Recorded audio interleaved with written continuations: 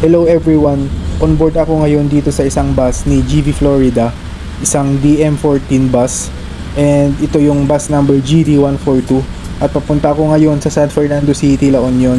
Samahan nyo ako ulit sa isang biyahe guys, short video lang po ito mga idol. So let's go! Ang pamasahe nga pala from Balawan, La Union hanggang sa San Fernando is 100 pesos. Ito yung minimum fare nila guys.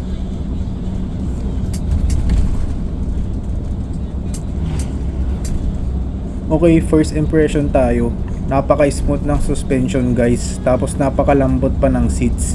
And tignan nyo naman, takbong pogi lang tayo.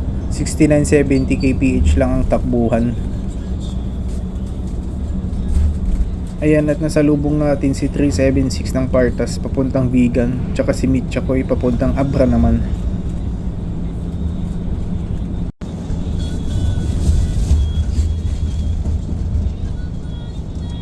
Sobrang smooth talaga ng talbog ng suspension nitong mga Hino RM guys. Ano sa masasabi ninyo? Na-try nyo na ba sumakay sa isang Hino RM bus ng GV Florida?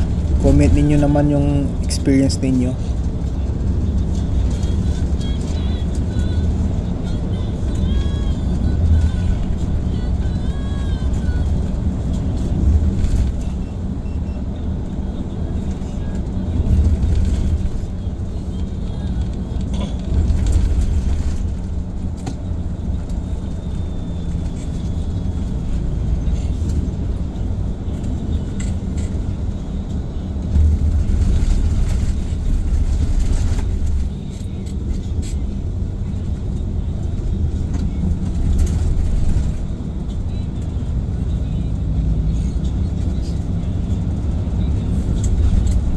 At sa bandang kanan ng railings guys, dyan ako umuupo minsan, nagmimitik din ako dyan guys. Solid din ng spotting area na yan.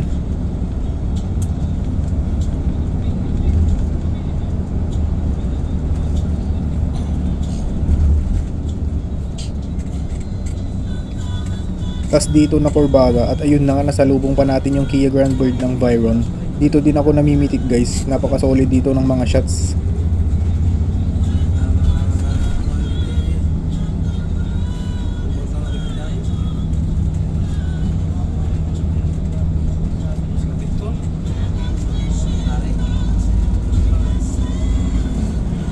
Yan, salubong natin si 573, the one and only ni Partas.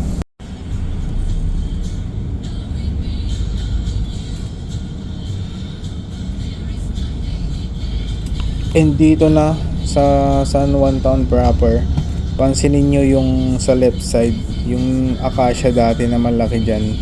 Nabuwal guys, napaka unexpected. Wala na yung silong dyan. Ang init-init na ngayon. Tignan nyo guys, oh.